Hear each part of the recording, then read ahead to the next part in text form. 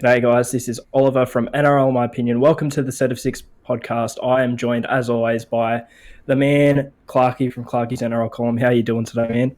Yeah, pretty well, thanks, Sam, man. Pretty good to be here. Happy to be here. One of my favourite podcasts. Oh yeah. Speaking of podcasts, I got to give a little plug. So during the week, I'm not sure whether you had a listen to it or not. It was released an episode where he gave a shout out to a lot of podcasts and actually gave us a shout out. We made the cut, and I just want to give him a little plug because he said some very nice things about us and also our individual pages. So Nate Champion, if you're listening/watching, thank you for the shout out. That was very kind, and he said, as I said some very nice things about you and me both. So How good. Thanks, Nate. Remember to check out RLA podcast on Instagram, guys. Yep, or on, I think it's Facebook and iTunes. iTunes is where he uploads the podcast, and on Facebook it's Rugby League in America podcast. And, he does that while having a little bit of popcorn and whiskey. Anyway, on to today's topics. There's been a fair bit that has gone on in the past week, a couple of big stories. We kick off with one that's sort of sad. Cooper Cronk has announced he will be retiring at the end of this season. Now, just to start off, I want to clear something up. A lot of people, I know when I made my post about it, I'm not quite sure about you, Clarkey, people were saying, the Roosters are just trying to get rid of him to free up cap space to try and, give more money to Latrell or Luke Keary or to sign Tavita Pangai Jr. I'd argue to those people, they wouldn't be forcing him to retire if they were going to do that. If they wanted to get rid of Cooper Cronk, why would he not just sign with another club? Yeah. Why would he retire? I mean, I know he is 35, but I dare say the majority of the rest of the teams would love to have him in their squad. So I really don't think it's due to that. I think this is purely Coops' decision. I don't think that the Roosters have had any input in actually trying to get him to retire, because I just find that's a bit silly, because if they did want to get rid of him and he didn't want to retire, he wouldn't retire. He'd just sign with another club. So I just sort of wanted to clear the air on that a bit. But This does bring to mind a couple of questions. First one, what do the Roosters do with the freed up cap space now? What I've seen a lot of people say, and what I agree with, is that they should be looking to upgrade the contracts of a couple of star players, such as Latrell Mitchell and Luke Keary. And the main reason for this, I find, is because their squad is pretty stacked. They have got an amazing roster, a premiership winning roster. They don't really need to sign anyone. What's your sort of take? What should the Roosters do with this freed up cap space? First of all, on your first point, Cooper Cronk is a champion player. Yep. He dictates when he retires, not a club in any way, just like Jonathan Thurston did, just like Cameron Smith will, just like Billy Slater did. They're champion players. They decide, they dictate. For Cooper Cronk and what's next for the Roosters in terms of where they spend that money, I actually don't think they're in a position at all to hit the open market. When you go through their roster and look at who's coming off within the next 2 years, like you said, there's names like Latrell Mitchell, there's Joey Manu, there's Jake Friend, there's Jared Hargraves, there's Matt Ikuvalu. That's just off the top of my head. There's Mitchell Orbison. There is some key players, some experienced players, but more importantly, just on the two centres there alone, Joseph Manu and Latrell Mitchell, they're on about 400, let's go 500k max at the moment. They're going to be looking at a significant upgrade, at least 300, 400k more. For Latrell Mitchell, he's almost in a position where he can dictate exactly what he wants from the club, and that could be well more than 400 on 500k. We don't know. So for me, yes, there's millions free in their cap, but they're not really in a position to hit the open market. If I am to see the Roosters hit the open market, I think they get a halfback with a nice short kicking game. Someone that can really let Luke Keary more so be the dominant half. And I know that is a little strange. Usually your halfback is the more dominant, but it's not uncommon in the modern game. We see it at the Melbourne Storm every week. We see Cameron Munster as the dominant half there. And I think the man that fits the bill there perfectly is Aiden Caesar. I'm not sure if the Raiders would be interested in releasing him. They've still got him on contract for 2020. But if I'm the Roosters, I'm looking to sign him on a cheap 300 to 500k deal, partner him with Luke Keary, allow that halves partnership to grow there.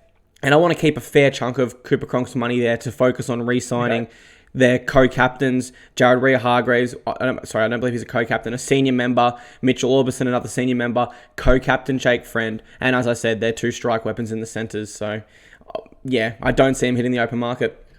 Yeah, and look, if they do, it would likely be to get another halfback. And I 100% agree on getting that sort of secondary halfback that takes a step back, because Luke Keary has proven in the NRL Grand Final that he can be that lead man. He can take control. Yeah. He won the Clive Churchill medal. I'd argue that undoubtedly Cooper Cronk mentored him to that spot. And, let's not forget, Cooper Cronk was still playing in that 2018 Grand Final. Didn't do much, but he still played. Yet Luke Keary was still the one calling the shots. So, that just goes to show, how good Luke Keary is and how the Roosters really need to let him, now that Cooper Cronk is leaving, take on that role full-time as that lead half. The only other name that I've heard thrown around, and that's because they were linked to him earlier this year, that the Roosters might look to sign, is Tavita Pangai Jr. Now, obviously a very talented player, but I don't think they need him in that Roosters forward pack. They've got an amazing forward pack. If they sign Tavita Pangai Jr., it'd sort of be adding insult.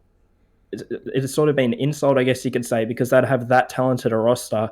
And it'd be a real headache for Trent Robinson, because you have to drop somebody, you have to move, and then you have to move someone to the bench. I really look. I don't say I don't see them signing Tavita Pangai Jr. because I still think they could, but I don't see it as a worthwhile signing. I see it as a bit of a waste of money, not because Pangai Jr. isn't talented, but just because of the talent in the forward pack that the Roosters have already got there. So I look at it age versus consistency. Like you said, no doubt he'd be a great signing. He's a younger player. They do need to inject a little bit of younger youth into their forward pack, arguably. But we've also seen shades of inconsistency, particularly in defense. And we know the Roosters are not about inconsistent defense. They are about turning up every week. And more importantly, if they were to sign Tavita Pangai Jr., like you said, that means someone would either be moved to reserves or moved on. And of the two players that are coming off contract in the next 2 years, two men there, that's either Mitch Orbison, Mr. Consistent, Mixed to Fixed, or Jared Rea-Hargreaves, who was the New Zealand Kiwis Player of the Year last year. And obviously he's showing he's still consistent as ever in 2019. Yeah, I have to agree with that. Just one more quick question before we get off Cooper Cronk, Jesus Christ, what am I saying? What does Cooper Cronk do post NRL? Now, I believe he still has a job with Fox League. He obviously doesn't do much while he's playing, but he's on the shows every now and then. I'd probably think that he'd take on a more full-time role with Fox Sports next season. Obviously, the Roosters have offered him a coaching role as well. That's not been specified what role in particular that is. But the reason I bring this up as well with the whole Fox thing is because of someone you're friends with, Denon Kemp, on his Facebook page, The Locker Room, obviously another great podcast as well. He brought up the fact that he would thrive in the media, Cooper Cronk, because of that analytical mind. And you can see it while he plays. He is, a real brainy halfback, I like to say. He can work things out really quickly. And, hopefully that can trans over to maybe an analyst role. And you want to think of someone else who is a pretty good analyst as well, his former mentor, Matthew Johns. Yep. And that made it click in my head when I saw it. Now, this is just sort of a fantasy. This is not a rumor or anything. I'd want to see a show on Fox League next year, hosted by Matty Johns and Cooper Cronk, called The Analyst, where they just dissect the game. Because when you think about it, there's not really a show on mainstream television at the moment that dissects rugby league. There used to be shows like that where they'd go through the games through the week and they'd nitpick little things and, go through it. But there's nothing at the moment. I'm trying to think. There isn't. There are shows... Obviously, they go over it in like the Super Saturdays and whatever, but there's not like a midweek show that's dedicated to breaking down the games that have happened during the week. And I feel like those guys would be the guys to do it because, well, obviously we've not seen Cooper Cronk talk in the media too much. but we've seen it on the field. He is very analytical in that sense. And Matty Johns has, obviously proven before his sort of rugby league brain. So I'd be for saying that. What about you? Well, his partner is a Fox presenter already, Tara Rushton. She works for Fox, so straight away he's got his foot in the door there. You factor in he's possibly an immortal. For me, definitely an immortal if they go back-to-back this year. If they go back-to-back this year, he has been in the grand final since 2016. 2016, 2017, 2018, 2019, and he would have won 3 of those in a row if he wins this year, which is just incredible, given they are favourites. I agree. I think he steps into a part-time halves coaching role. Now, the interesting thing comes here is whether that's with the Storm or that's with the Roosters. At the Roosters, they have Lachlan Lamb, Brock Lamb, and Drew Hutchinson, 3 young halves.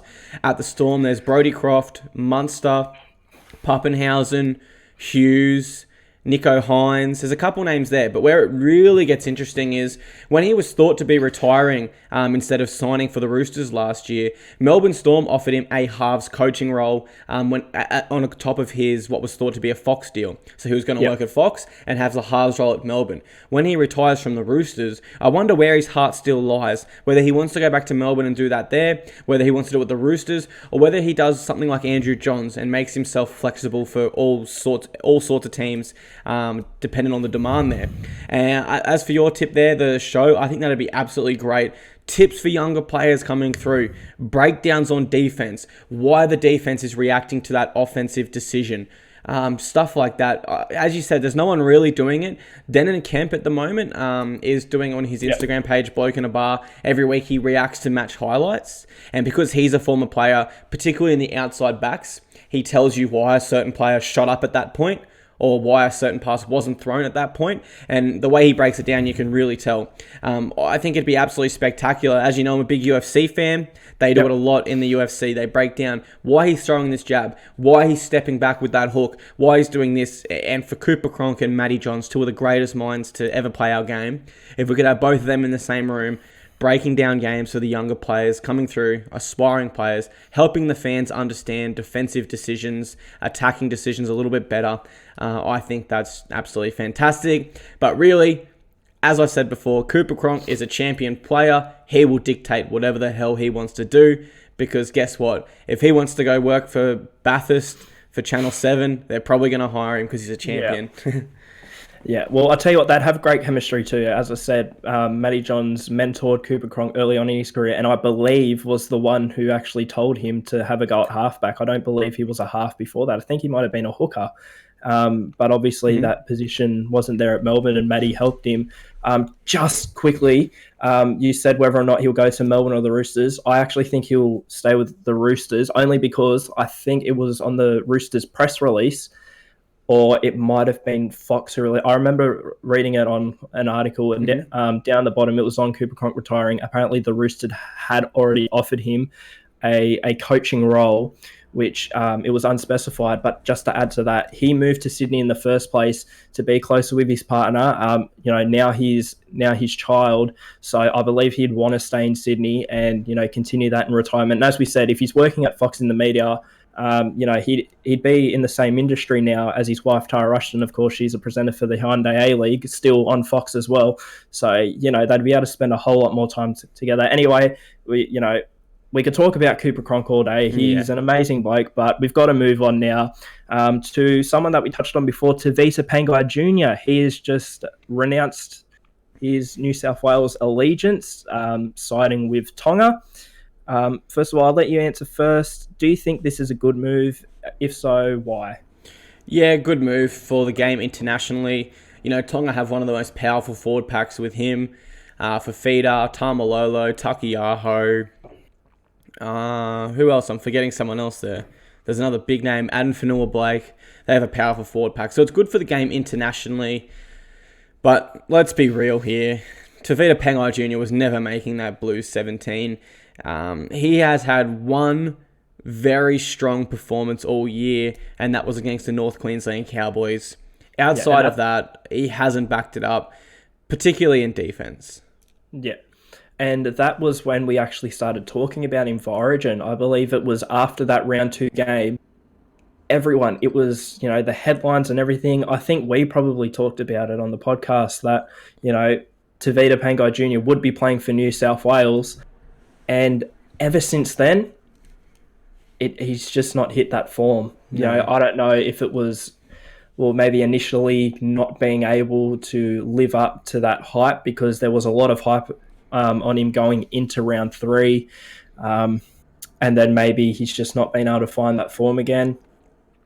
But I have to agree that it is a good move in terms of international rugby league. I mean, it just adds to the competition. Tonga, you know, they're part of what I would call the big four now. Australia, England, New Zealand, and Tonga, in that order as well. I think England, well, they proved it late last year. They are, I reckon, a better side than New Zealand now, and they are the most likely to sort of topple Australia, I guess, at the next World Cup, I'd argue. We have to see how Tonga goes against New Zealand next month as well. But there's a lot more intrigue in international rugby league now. But it's weird. It's not for Australia. Not everyone's, you know, too interested in Australia. They're just, yeah, whatever. You know, they'll verse New Zealand, they'll verse England. They'll probably win. But it's great to see. You know, we've got countries like Tonga coming through. Obviously, it's not as widespread now, but, you know, the guy I mentioned before, Nate Glenn from the Rugby League in America podcast, I've been talking to him a fair bit and learning about the American game. So it is an exciting time for international rugby league, and it's a real promising time. We've got the World Cup Nines at the end of the year, who, honest to God, I do not know who is going to win that. So, yeah, it just adds to the competition. You'd think Tavita Pangai Jr. would probably play in that competition as well at the end of the year as one of the forwards that gets selected. It's just a really good move for international rugby league. Now, personally, if I'm Tavita Pangai Jr., it's not the best move career-wise, I'd say, because I think you're obviously going to get a lot more notoriety and a lot more attention, get a bigger pay packet if you are playing for New South Wales. And yes, he wasn't going to get picked Origin 1, but there was every chance in the future that he eventually gets the Blues jersey, and now that's probably not going to happen. So if this was a decision Pangai Jr. made, thinking, well, I'm not going to get picked, maybe he should have thought a bit more long-term about it. But as a fan, you know, as a fan looking at it from the outside in, I think it's a good decision. If I am Tavita Pangai Jr., maybe not. Yeah. My biggest question mark is what changed his mind, what sparked the reaction to pull out of that race and, I guess, realign himself with Tonga. And for me, I mean, the answer is pretty blaringly obvious. It's just a little bit rude to come out and say it, but he wasn't going to make the Blues side. He's too inconsistent on defense. I've counted a couple missed tackles this year from him that have led to tries. And, you know, everyone makes mistakes. It's not a big deal, but you want your strongest defenders in Origin, especially your lock forward. Yeah. I compared his stats with 2018 to Jack de Belin. Tavita Pangai Jr. was slightly better in all the running departments. He averaged a couple more runs, a couple more meters. But how's this for defense? Jack de Belin had double the tackles than him, times 2, but he had less missed tackles still. Had like 8 less missed. So there wasn't a big difference there, but still to have less missed tackles, but to be doing more than double the defensive workload, that I guess that highlights the Jack de Belin. 1 will be missed for the Blues this year, but 2, Tavita Pangai Jr. isn't the man to replace him at lock there. When I look at his club as well, and you're right, he hasn't really had a super strong performance since that round 2. I think it might have been the emergence of Payne Haas. He's come in, he's outperforming everyone in that forward pack. He's taken a lot of the spotlight off the younger forwards. We're no longer talking about David Fafita, Jaden Sewer, or Tavita Pangai Jr. We are talking about Payne Haas because he's outperforming them all in minutes, in tackles, in runs, and in meters. He is doing everything you want from your front row forward, and the fact he plays big minutes makes him a lot more attractive for me for State of Origin as opposed to someone like a Tavita Pangai Jr. Yeah, well, just on Payne Haas quickly, I think the perfect position for him right now is 18th or 19th man for Origin. Still very young, still very inexperienced in the NRL. Obviously, you know, this is, I believe it's his first full season. He'll be playing this season, and, you know, chucking someone into the Origin 17 that quickly, never been in a full-on Origin camp before, never played that Origin game. He seems like someone who in that game could probably get, a bit of nervous jitters and not play as good. I think for at least game one, have him as 18th man. He's earned the jersey through his form, but due to his inexperience, let's not put him in that 17. Let's put him as 18th man. He can experience camp, experience what it's like, in the build up to a state of origin. And then you pick him game 2 or game 3 in that 17 or possibly in 2020. He's experienced an origin camp before. It's not as unknown. It's not as nerve-wracking. And then I think he probably could play better. But that, obviously Nathan Cleary was never picked as 18th man and just put straight into the Origin side last year, and the Blues won. So I guess it just depends on the individual as well. But as I said, looking outside in, not knowing Payne Haas personally, for me, it'd be the safer option to play him as the 18th man. Could you see New South Wales doing that? Yeah, I'm on the fence. I'm a big fan of if you're good enough, you're old enough. And I put my reasoning back to Freddie debuting for Australia as an 18-year-old. I mean, if you're good enough, you are old enough. I do agree that experience has to play a big part in Origin, and that probably is something that is against Payne Haas at the moment. You touched on Nathan Cleary. Your halfback is arguably your most important position in Origin. You need them to be experienced, and Cleary really wasn't, but he did the job. But that was because I think he had James Maloney next to him. But forward pack is a lot more physical. We know Origin is a lot more physical than the NRL. And whether Payne Haas is ready for that, I don't know. But there's only one way to find out, Oz, and that's by throwing him in. So I wouldn't mind if he was on the bench, but I do agree with you. I wouldn't mind if he was 18th man, get used to the culture, the training camp, etc., before the nerves and the jitters kick in. Oh yeah, well, I wouldn't mind if he was selected in 17 as well. I think he could still do a job, but I just like to be safe, I guess you could say. Anyway, moving on from the Tavita Pangai Jr. topic that turned into the Payne Haas topic, we go on to Tackle 3. So one of the UK's largest magazines, I can't think of their name off the top of my head right now, has reported that 9 NRL players who are currently off contract in the end of 2019 have been offered to the Super League, have been offered by their clubs to the Super League? They use the term in their magazine, it's League Express, they use the term being shopped around. So whether that's via their clubs or managers, we don't know. Yeah, well, the names in question are Daniel Alvaro, Aaron Gray, Kyle Turner, Jeremy Lattimore, Kurt Capel, Corey Jensen, Ray Stone, Max King, and Sasiah Feki. Now, I know we talked about this a couple of weeks ago when we did that post on Hull FC. Apparently, Hull are actively looking to sign NRL players. I don't know why, but apparently they're actively looking to sign NRL players, and they want more than one. So you'd think Hull would definitely be offering probably all 9 of those guys something and hoping that a couple will come through. What I want to ask, though, is out of those 9, who do you think is most likely to make the move, or who do you think will? How many of them do you think will? And sort of, well, we obviously don't watch the Super League a whole lot, so we can't comment on this too much, but where do you sort of think they'll go to? It's interesting, isn't it? As you said, we don't really watch the Super League or follow it too closely in Australia, but yeah, Hull FC has to be a major player just for the fact they're actively pursuing so many NRL players at the moment. We had another separate 5 or 6 thrown to us in that post that we did. They're currently 4th, sitting 9 wins from 15. So they're not experiencing a terrible year by any sense of the means. One thing that's a little bit strange to me is there's no halfbacks in this list. I would think the major players would be Salford. They're obviously set to lose Jackson Hastings, and Wigan, who are set to lose George Williams. So I thought we would have seen a half within that list. But just going through quickly, Alvaro, he will not leave. He was the Eels 2018 Player of the Year. He has too much to offer the NRL. Aaron Gray, I should say before, all of these players are off contract at the end of 2019. Aaron Gray, I think I've seen enough from Gray playing for the Sharks the past couple of weeks that he's still NRL quality. He'll be picked up by another team, I believe. All right. Then we had, was it Kyle Capewell? Turner. Kyle Turner. Kyle Turner first, yeah. Yes, he's been heavily shopped around by the Souths all year until GI retired, and he's obviously had to help fill in that centre role. But I don't think the Souths have a need for him anymore. I think he'll be moved on, and Super League is an attractive option given his neck injury history. Next, we had Lattimore. Yep. Big Jeremy Lattimore, heavily experienced within the NRL. He will get a lot more money over there than he will in the NRL.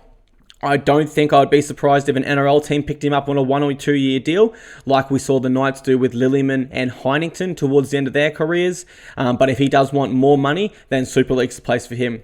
Capewell? Yep. He will not leave. The Titans and the Warriors are very interested in him, and I'd say the Sharks are interested in re-signing him also. So I don't see him leaving at all. Who do we have next? Corey Jensen.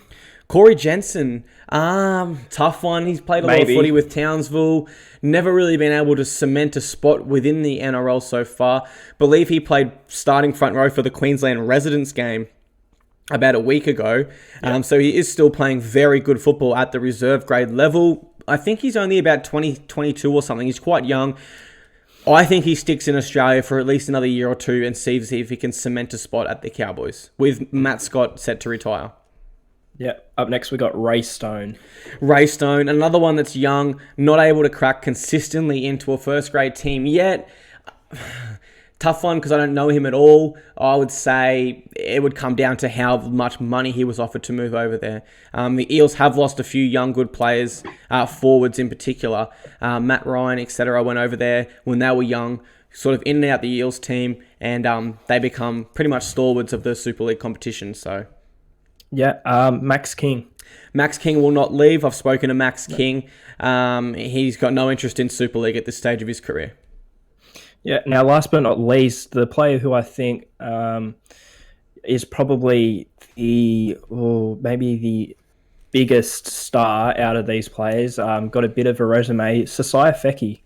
My tip is he'll go to the Toronto Wolfpack. I think they'll want to... They've obviously got Ricky Latelli there already. I think they want to link up the former premiership winning wing centre combination there at the Toronto Wolfpack. I'm not sure how far their salary cap expands in their competition they're in or anything. But if I'm a member of the Wolfpack, I'm looking. It was about 5 years ago. Used to won a premiership in the NRL at the highest standard of rugby league in the world. Let's bring him in. Yeah, 100%. Look, if I have to look at all these players, I don't think all of them will go. I probably agree with most of the players that you said were more likely to leave than others. But in terms of teams, another team who I don't necessarily think should target these players, but a team who I think will probably have their nose sniffing around is the Leeds Rhinos. Now, Leeds, at the start of the season, they were the favourites to win the Super League. They just signed Trent Merrin, Conrad Hurrell, Tuimola Lolohea. They are currently tied last. They are in a relegation battle. They could be in the championship next season, which I would love because I'm a Bradford Bulls fan.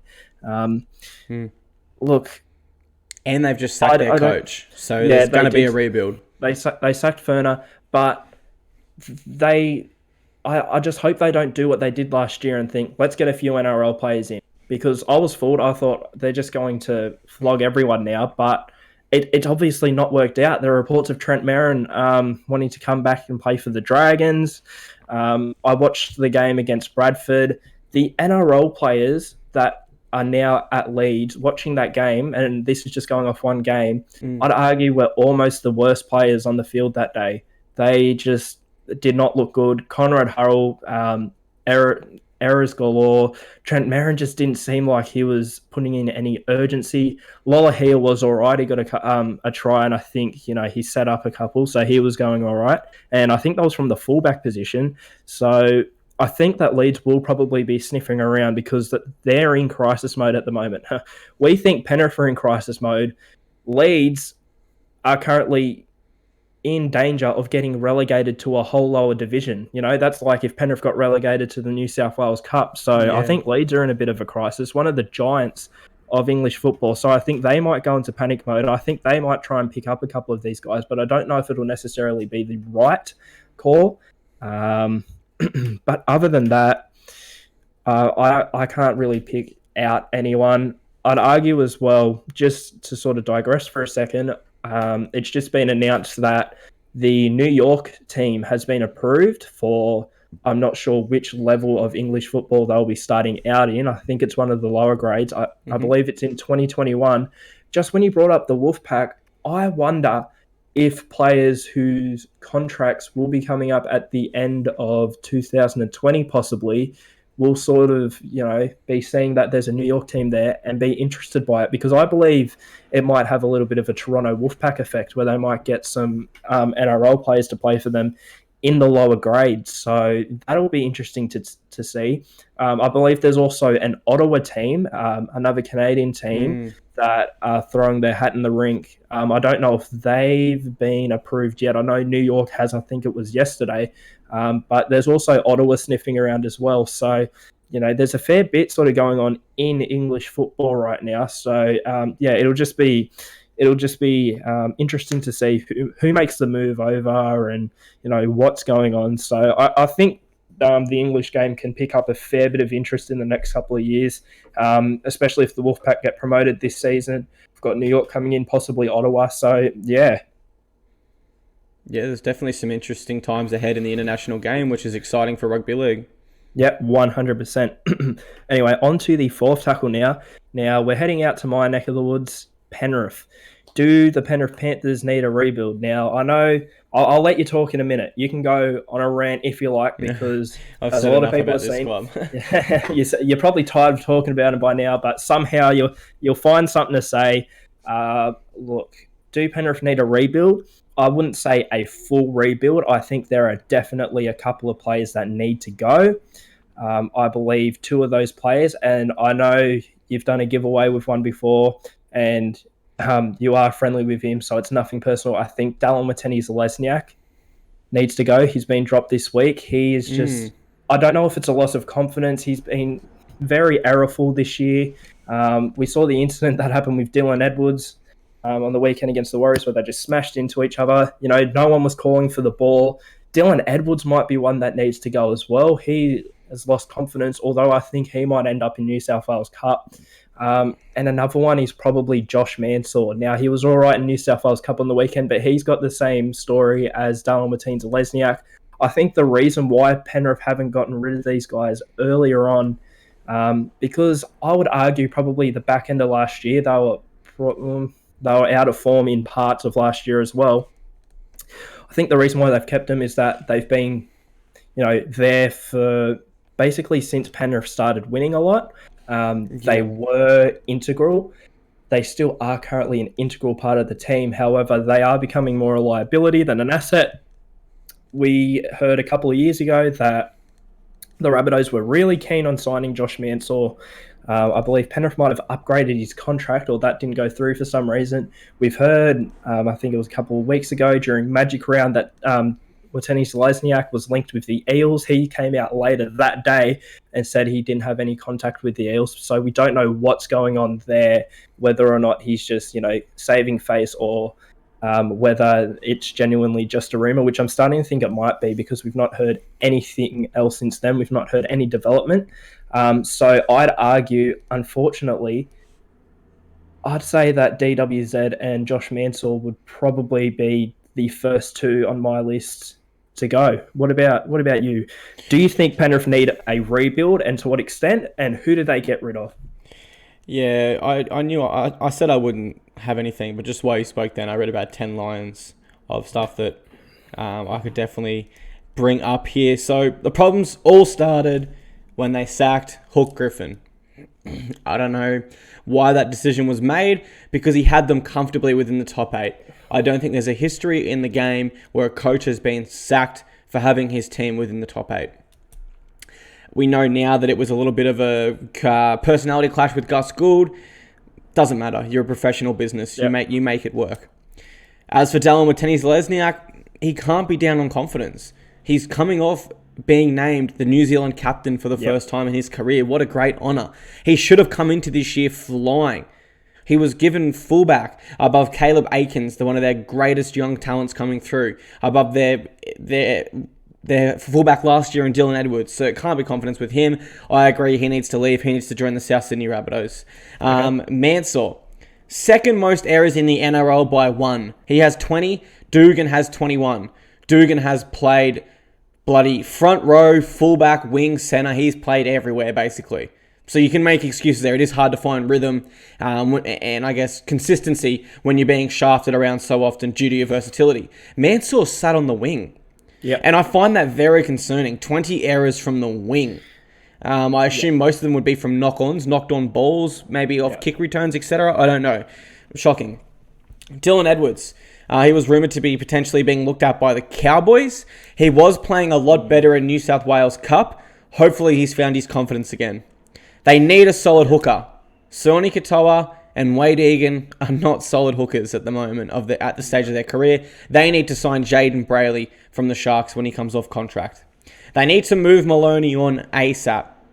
Because right now the Penrith Panthers are the Parramatta Eels from last year. The Eels in 2017 were a top 4 team. 2018, they were a bottom 4 team. The Panthers in 2018 were a top 4 team. 2019, they're a bottom 4 team. What did the Eels do to find their form again? They moved on one of their halves, and now I think they're in the top 8. If not, they're just outside. They moved on Corey Norman to the Dragons. Obviously, they need to move Maloney on and stick with Jerome Luai and Nathan Cleary. That's the future of their club. As for where the rebuild begins, I don't think they need to go out and look too heavily. No. They have the talent at their club. They have the best development system in the country. We've seen Brian Tu come in last weekend and not look out of place once. And I can tell you right now, I can't give you specific names because I don't watch much lower grades footy. But the fact that consistently for the past half decade, Penrith Panthers under-20s team, New South Wales Cup team, SG Ball team, Harold Matt's team, they have all been in the finals or very high up there. The talent is all there at their club. They just need to start blooding them slowly, bringing them through the system, because at the moment it's a wreck. I mean, and if you're not going to finish top 8 this year, which if they lose this week, they basically rule that out. If you're not going to do it this year, then you might as well blood some young guns like the Eels did last year. Yeah, and just on Brian too, you reminded me of a point I wanted to bring up. So on the weekend, I was at the Panthers-Warriors game, and it was in the second half where Brian too was on my side of the field. So I got to see him up close, and because I wanted to keep close attention to him because I'd heard a lot. But instead of saying that, I actually saw what was one of Penrith's main problems. Now, I can sort of understand why. They are not risky enough. I've obviously talked a lot before about the Warriors, how they play a lot of free-flowing, risky footy. The Panthers don't do that near well enough. So every now and then, the ball will come out of dummy half, it'll go to Cleary or Maloney. They'll pass it once, pass it twice, then they'll either pass back on the inside or they'll take the tackle. I counted four occasions where Brian Tu was on the wing and had literally nobody, and I mean nobody, in front of him. Nathan Cleary would go to pass the ball to him or to Wanga Blake and would decide to turn back in and pass the ball or take the tackle. Or Wanga Blake would have the ball and not give the ball to Brian Tu. So it also seems like they're moving too quick. They're not checking out their options, because I can almost guarantee you if they had gotten the ball to Brian Tu on those 3 or 4 occasions, they would have 3 or 4 extra tries in that game. The only way I can see Brian Tu not scoring those tries is if he bombed it by knocking the ball on, which he didn't really have. I think I remember him making 1 error all game, or obviously if Roger Tuivasa-Sheck would come across and cover defence and make the tackle. But other than that, literally, he was 99.999% going to score. But because Penrith were not aware enough, because Cleary wasn't aware enough in the halves, they weren't getting the ball out to him. And even though I'm not a Penrith supporter, it was so frustrating because they were down. You know, the Warriors were playing excellent, and there were 4 opportunities. Like, it was like the Warriors were like, here, look, we're way in front of you here. We're just going to leave him standing there, Brian Tu, all this space, and, you know, give him the ball and he can run and score. But they did not take advantage of that at all, and it was so frustrating. So that's another thing with Penrith. are not playing risky enough. And I guess that comes into Ivan Cleary's style of more a defensive coach than an attacking coach, because an attacking coach would 100% be, encouraging the wingers to get the ball, especially out on their edges. I know that I believe Zalesniak was getting a few runs, but it was when he'd come infield. He wasn't necessarily getting the ball out in his wing. The wingers were coming infield, and I found that a bit strange. Wanga Blake was coming infield to take the ball, and Brian too was on a couple of occasions, and it's like, okay, that's fine if they come in and hit the ball up every now and then, but they're wingers. They should predominantly be getting the ball on their wing and trying to score from there, make an opportunity from there, but they just weren't being utilised correctly. And that comes into, I guess, the forward pack might be getting overworked because they're not getting the ball out to them enough. And I believe it was... What did you have a point you wanted to bring up? Yeah, I think it comes back to the players playing for stats and completions more so than playing for points. At the end of the day, you play rugby league to score points. That's how you win the game. You don't win the game if you have a higher percentage of sets completed at the end of it. This could be due to the fact they're scared of being dropped because of the form the whole club's in at the moment, but they're not taking their opportunities, as you said. And when you don't take your opportunities, you experience a drop in confidence. Your confidence drops and you start questioning yourself. Should I have taken that opportunity or did I do the right thing? And when you start questioning yourself, then you hurt your consistency because you're not playing your natural game. You're thinking about stuff that you might have or should have done 3 sets ago. And when you factor all that in together, you have what the Panthers have at the moment. They're not taking the correct opportunities as they pop up. Yeah, I think it was on Matty Johns' podcast. I was listening to it the other night. Basically, he said, if you put Damien Cook into the Panthers side and he plays the way he does, makes his darts out of dummy half, if he makes one of his darts out of dummy half, he'll look behind him and his teammates will be 20 metres behind him. No one will be with him. At the Rabbitohs, he does that. Everyone's on their feet and everyone's pushing up. So I guess it brings into account that, that possibly overworking of the forwards or down to pure urgency and possibly laziness as well. But anyway, I don't know about you, but I'm getting a little bit sick of talking about the Panthers.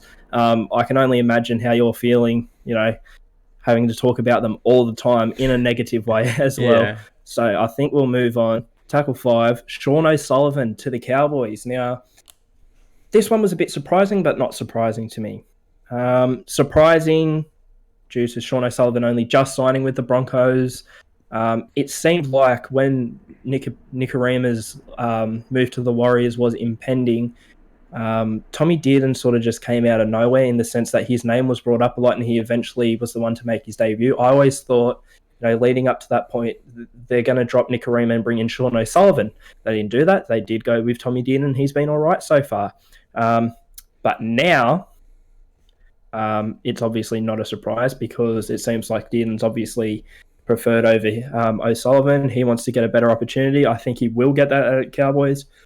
So I think it's a good move for Sean O'Sullivan. He's more likely to get a consistent role in the halves there. If Jake Clifford isn't playing up to scratch, if Martin, when he's in there, isn't playing up to scratch, whoever else they want to chuck in there. I think John Asiata's been there as well. The Cowboys are in trouble, especially with their halves.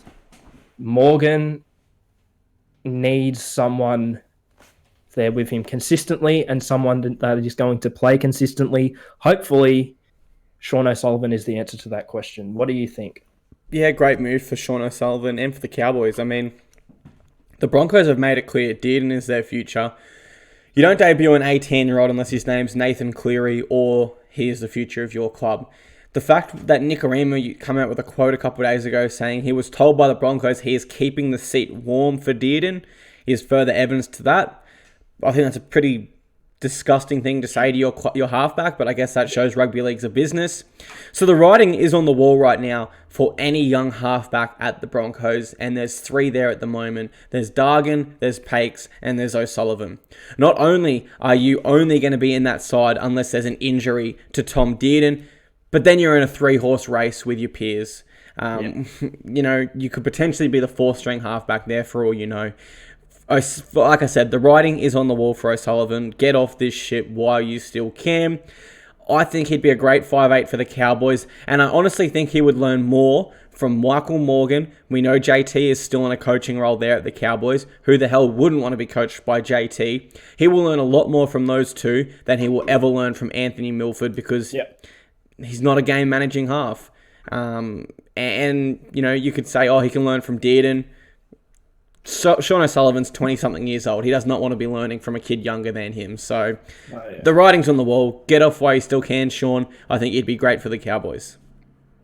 Yeah, I mean, not much more to say on that one. Look at that. We've just gotten through a topic pretty quickly. God forbid. Anyway, we move on to the sixth and final tackle now. Every 5 rounds, obviously. I personally do my ladder prediction update, which will hopefully be out tonight or tomorrow. But also on this podcast, what we do is we go through our contenders and pretenders, basically who we think has got a realistic shot at winning the premiership at the end of the season and who doesn't. And bit of a spoiler alert, as per usual, as it's been so far this season, my list of contenders is not very big. So anyway, we're going to start off with the Brisbane Broncos. Going to go down in, I think it's alphabetical order, or I'm just looking at the pictures here and I'm going to go down. Start off with the Brisbane Broncos. I'm going to say pretenders. They're looking good right now. I still don't even think they'll make the top 8. I don't think... I need to see a bit more. I know they're obviously looking pretty good at the moment. I need to see real consistency. I need to see them go out and dominate. Yes, they beat the Sydney Roosters with a good defensive effort, but I just don't think they can sustain that defensive effort week in and week out for the rest of the season. I'm going to say pretenders. What about yourself? Pretenders. They have a great, young, enthusiastic side. Their enthusiasm will get them over the line for some games. However, big wins like that will be sporadic because they're not experienced enough for week in, week out NRL. Yeah, up next we got the Canberra Raiders. I'm going to say pretenders as well, which might be a surprise to some people. They've just lost 2 games in a row. Yes, it was to the Roosters and Rabbitohs. However, if that was the start of possibly a decline back into the classic Canberra Raiders squad, putting in a 60-minute or so effort and probably just losing at the end or possibly just not looking good at all. Still think they'll make the top 8 though, but I believe that they'll be similar to the Dragons where they start off hot and eventually drop off. And I believe that is what is going to happen to the Raiders. A fantastic squad. I guess I'm putting this down to how they've played in the past couple of weeks, which is still pretty good, but also to how they've been in the past. I just cannot see Canberra finishing in the top 4 this season. But yeah, they're not contenders for me. Looking at some of the other sides, they're great, but they're not contenders for me. Contenders. They would have beat the Rabbitohs and the Roosters if they were at full strength. I don't like to use injuries as an excuse, so I'll use the reasoning. About 6 or 7 of their current top 17 players have under 50 NRL games. The more experience they get through the year, the more dangerous this side will become. Okay, up next we have the Bulldogs. 100% contenders. They are guaranteed to win the comp. No, unfortunately, I'm going to have to say pretenders, which is sad because at the start of the year, I had them finishing 9th, probably having a sniff in at the top 8. I believe in a couple of years, this side that they've got now could be a premiership contender. They're very young, a lot of the players, but they do have a lot of potential and talent. Keep this young crop together for a couple of years. They'll come good. I don't really think they need to go out and sign anybody, but for this season, they are pretenders. Pretenders, not enough outside strike with their backs. Yep. The Cronulla Sharks. Pretenders for me. Not really convincing too much, especially lately. They have got a lot of talent in their side, and I think they'll fire back and possibly even finish in the top 4.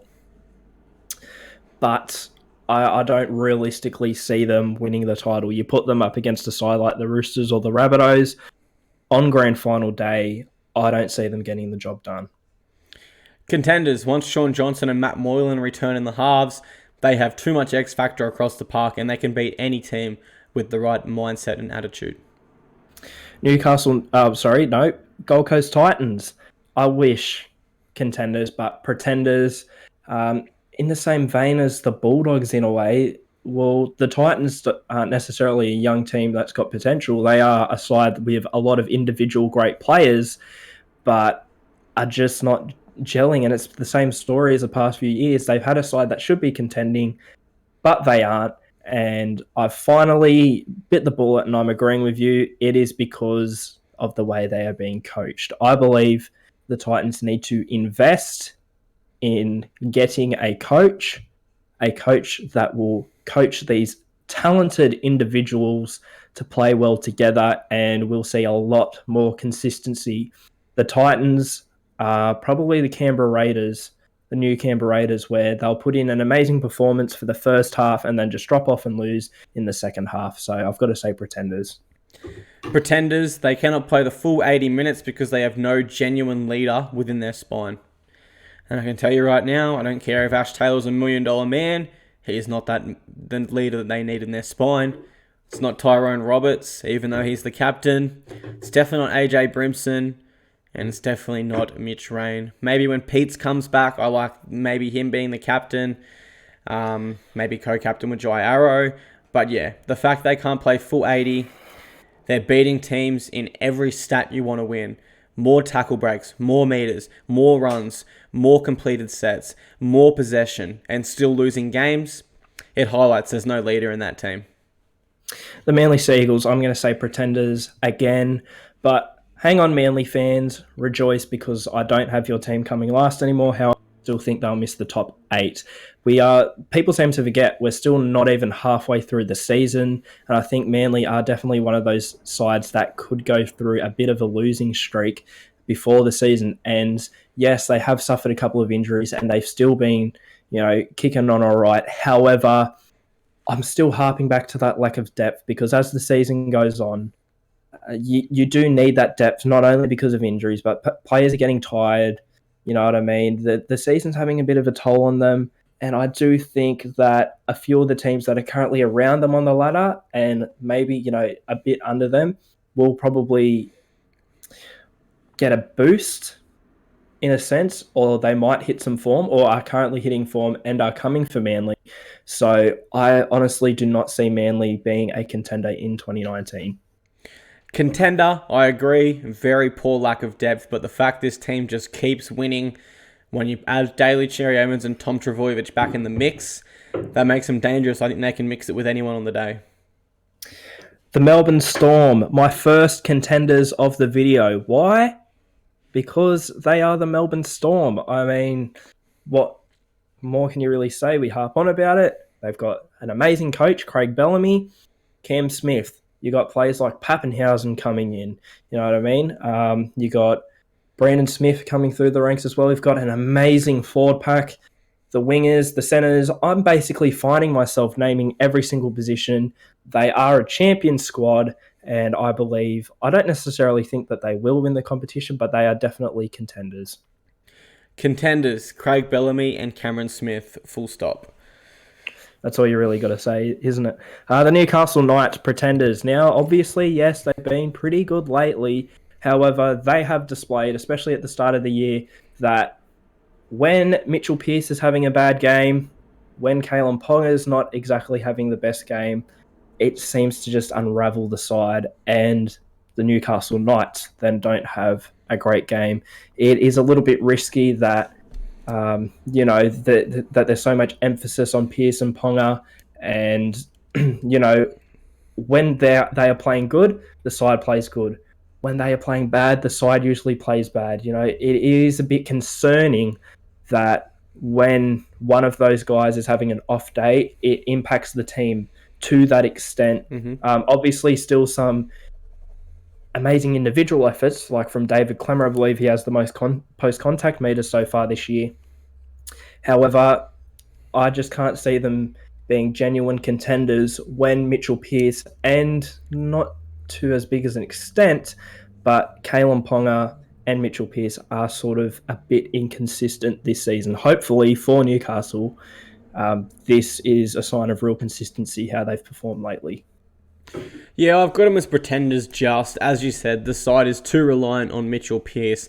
His form dictates whether they're winning or losing. It's no surprise they're on a 4-game winning streak. 3 of the last games, Mitchell Pearce has polled 3 points on the Dally M leaderboard. So there you go. Yeah. Up next, we've got the side who you at the start of the year, I believe, had 5th on the ladder. Let's not forget that. The North Queensland Cowboys, pretenders. We've talked about the Cowboys a lot this year already as well. Their back 5, arguably their back 7, is not a playoff final side. They've got a decent forward pack, but it's just not an all-rounder amazing squad like the Roosters, Rabbitohs, Storm, etc. So pretenders for me. Yeah, pretenders. They just can't find their groove. I'm not sure exactly what it is or what it could be, but Gideon Mosby comes in this week on the wing. Hopefully he can add a bit of spark to their back line that they desperately need. If not, if I'm the Cowboys, I'm throwing some money at Bevan French to come and play fullback for me. Parramatta Eels, pretenders. And no, I'm not just saying that because they've been beaten by 60 points by the Melbourne Storm. I just believe, look, it is a really good side that is playing really well at the moment. But as we've seen recently, you put them up against a Melbourne Storm or a Sydney Roosters, they just don't seem to be able to get it done. And I believe if you put that sort of, other than probably Blake Ferguson, you put that finals inexperienced side, I just picture it in a grand final, Roosters versus Eels, a lot of inexperienced players in that grand final in terms of playing in big game situations. The defending premiers, who's going to win that? The Roosters probably win that easily, and I'd argue the same if they went up against the Rabbitohs, Storm, etc. So, Eels, pretenders. Yeah, still pretenders at this stage. No team's ever had 50-plus points put on them and gone on to win the grand final. So, can the Eels defy history? I don't think so. Now, of course, I gave you a little bit of flack saying that you had the Cowboys at 5th at the start of the year. Up next, we're going to go with the team that I had 2nd at the beginning of the year, the Penrith Panthers. Now, unfortunately, I'm going to have to say pretenders. Can you understand why I had them 2nd at the start of the year, though? I mean, come on. It wasn't a poor prediction, but it's just aged very poorly. Yeah. Look, the Penrith Panthers, look, we've talked about them a lot this video. Basically, what I'm going to say is I do actually believe, and I believe it will come very soon, Penrith are going to string a few wins together, I believe. But it won't be enough to get them in the top 8. But I believe Penrith are the side that can, come back from this form slump and win a few games. I'm not talking anything crazy like they've done in the past, but I believe they will string a few games together and they'll be safe from finishing anywhere near last, but they will not finish in the top 8. Yeah, I've got them as pretenders. I mean, I don't really need to say anything more. Up next, the South Sydney Rabbitohs. Contenders. Yes, contenders. They're like the Melbourne Storm. An all-round great side. When you have an all-round great side and basically no weaknesses that I can think of right now, you're going to be a contender for that title. I mean, they've been consistent all year. They are currently 1st on the ladder. At the start of the year, they were winning sort of by the skin of their teeth, and of course, they lost their only game to Manly, who's a team that they really should have beat easily, especially at the time. I don't think Manly had won a game so far this season. So that was a bit concerning. However, they seem to have really, and it's hard to say come back from that because they were obviously playing well, but, they've just kicked it into another gear now and contenders. I mean, yeah, there's not much more you can really say about the Rabbitohs. They are amazing. Yeah, contenders. I don't see any complacency slipping into their game, especially under Wayne Bennett. The St. George Illawarra Dragons. Pretenders for me. They've had a patchy sort of year so far. They'll hit a little bit of form. They'll go crap. Well, sorry, I think they started off pretty poor. Had a small run of form. Now they're back to not playing amazingly. I think they'll be a bit too patchy, if you know what I mean. And it will cost them a fair bit. So, pretenders. Pretenders. I haven't seen anywhere near enough out of the St. George Illawarra Dragons this year. The fact they haven't started strong like previous years is very dour signs for the Dragons fans. Up next, the Sydney Roosters, 100% pretenders. They are so crap. I think they'll win the wooden spoon. No, they are contenders. The defending premiers, they are currently still playing very well. Even in that loss to the Broncos, I believe they still put up a pretty decent effort. And of course, that first game that they lost, of course, against the Rabbitohs in round one. And we know we've touched on the Rabbitohs already. An all-star side. We went through their side when we talked about Cooper Cronk earlier on, so I won't talk about it anymore. Contenders. Yeah, the Goosters are absolute pretenders. They probably need to stop sipping lattes so much and just focus more on football. At this stage, they're a bit of a laughing stock, and I've got no doubt the Titans would put 50 on them.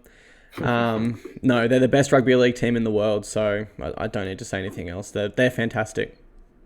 Yeah, up next, the New Zealand Warriors, pretenders. I go on about them all the time, that risky football, so I'm not going to talk about it. I'm just going to say too inconsistent. They look good at the moment. That they're a side sort of like Manly.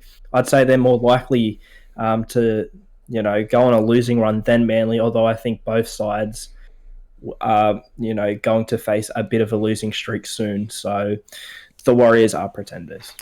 I have them as pretenders for now, but listen, Warriors fans, how Cody Nikorima settles into your club will dictate this within the next 5 rounds. You guys need to win a lot of your next games to start building not only that sort of belief, but that consistency also. You guys have been very inconsistent this year, but if any team is to disrupt and upset the rhythm of the Melbourne Storm, there's Sydney Roosters, the South Sydney Rabbitohs, it is you guys. We saw you do it on Anzac Day against the Storm. You bloody should have won that game. But yeah, Cody Nikorima, how he settles into that side will dictate whether I have you guys as contenders in our next 5th round review or 5 round reviews. Look, with the Warriors, I know you touched on just then, how they can disrupt a team like the Roosters, Rabbitohs or Storm. I definitely believe they can do that, in the regular season, playing off in a one-off game. But I don't see them reaching the point where they would meet one of those teams in a finals game or in a grand final. And to be honest, strangely, I do. The Warriors... Really? Strangely, I do. When they versed the Melbourne Storm on Anzac Day, they were $6 underdogs. They were not expected to win, so they said, hey, let's throw the footy round. Let's turn up in defense for each other. Let's show the Anzac spirit. I don't know what they said, but they shown me something that, if their mindset is correct, and they had an experienced leader within that team, like a Blake Green or now a Cody Nikorima, I actually think they could have rolled the Storm that day. But again, I understand where you're coming from because I'm making injury excuses, which is not in the spirit of rugby league. Well, no. Well, it's not just that. I'm saying in a regular season game, they can 100% do that. I believe that they could beat one of those 3 teams. I just don't think that they put in the performances consistently enough against the other teams to get to that point where they will make a semi-final, where they will probably verse, because let's just say if they make the finals, they're finishing between 5th and 8th, right? I believe. Okay. And if they do that in the first round, they are not likely to verse the Roosters, Rabbitohs or Storm. I honestly can't see them in that first final probably progressing to the second round, where they are more likely to meet one of those teams or a preliminary final. Okay. And let's just say they did. I believe by that point, they're not going to win. The Storm... I can agree with that, but back to Anzac Day, was that Melbourne Storm complacency or was that the Warriors' effort that got them that close in that game? Look, I'd say it is the Warriors' effort 100%, but... Which makes them dangerous in the finals if they can turn up with that attitude. No, when they get to the finals, though, they will have that attitude. They will, they will give it to a team like that. But the fact we're not saying it's the Storm's complacency. We're not sitting here going, the Storm were complacent like they were against the Bulldogs. The Storm rocked up also. This isn't a semi-final game. Melbourne can kick it into It's still a big game. game. In the final. It's still a huge game. The Anzac Day. I'll give you this. All right. I'm sorry, all respect to Anzac Day, but Anzac Day Rugby League in particular has nothing on finals footy. Okay. You're right. Quickly, just hear me out. Okay. Maybe they could beat Melbourne in a semi-finals game. Maybe they could beat South Sydney. But if you put them up against the boys on the top, well, not currently on the top, but you know what I mean, the Sydney Roosters I really cannot see them beating the Roosters in a grand final. And if you want to get all historical about it, just look back to 2002. I mean, the Roosters won that grand final pretty easily against the Warriors. Still basically the same sides. I mean, but I get what you're saying. Yep. They could, but I really don't see it happening. Anyway, on to the last team. Did you have something to add in there? I'll finish by saying I agree with you. They're still pretenders at this stage, but if any team is poised to disrupt the rhythm and the style of football, the grinding style these top teams play, it's the Warriors through their lack of, I don't care, let's throw and offload. And that can disrupt some top teams. Yeah, well, we'll just have to wait and see. We will. Onto the West Tigers now. Pretenders. Look, I actually think that they will make the top 8 just. A bit inconsistent as well, a bit patchy like the Dragons, obviously losing by 50 points to Parramatta. I mean, look, pretty soon every team is going to have lost by 50 points at some point in the season, and no one is going to win the premiership. We're just not going to give it to anyone because everyone's lost by 50 points. But no, I still see them as pretenders. As I said, too inconsistent, I believe, consistent enough to squeeze into the top 8. But definitely not for a premiership. Pretenders, and I'm going to try to apply some math here. The Eels beat the Tigers by 45 points. The Storm beat the Eels by 50-something points. But the Tigers lose to the Storm by 2 points. What the hell is going on here? That shows wild inconsistency. I don't understand that. To me, that just shows that Madge Maguire, he's a great coach, but he's not sparking the reaction he wants out of his players consistently enough that they can turn up for that Storm game, but be beaten by 50 points by the team that they turned up against to only lose by 2 points, beat that team by 50 points. That is a tongue twister, but that's what happened. That's all I got to say. It is. So, that's why the Warriors are going to turn up on grand final day against the Roosters and wallop them 50-0. At least that's your prediction from what I'm... Yeah, whatever. We'll go with that. I tell you, I can't tip for shit, so I might as well just start making these outlandish theories. I mean, I had Penrith finishing second, but apparently that's gone to shit now. Well, yeah. Anyway, we've had a lot of fun today, guys. Thanks for tuning in. Look, it has been amazing. I'm currently trying to think of one of my wacky, weird ways to say farewell. I can't think of it right now. So you know what? That's just going to be my farewell. Guys, social medias up the top. You know where it's at. Just another quick plug to Rugby League in America podcast. Obviously said a lot of great things about us. So, RLA podcast on Instagram and the Rugby League in America podcast on Facebook and on iTunes. Over to Clarkey. Yeah, as Oz said, thank you for your kind words, Nate. Really appreciate them. Shout out to Nate Glad. Make sure you check out the RLA podcast. Really grateful to have you guys' company. Hopefully you enjoyed this podcast, and we'll see you guys next week for another great installment.